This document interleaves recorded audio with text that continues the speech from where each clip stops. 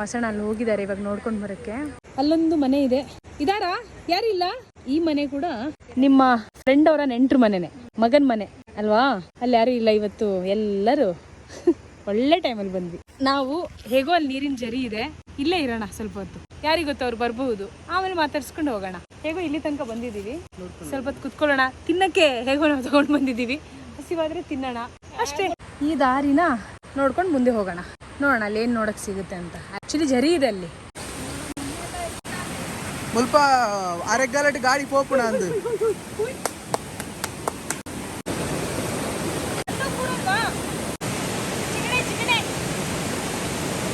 ಶುದ್ಧ ಜಲ.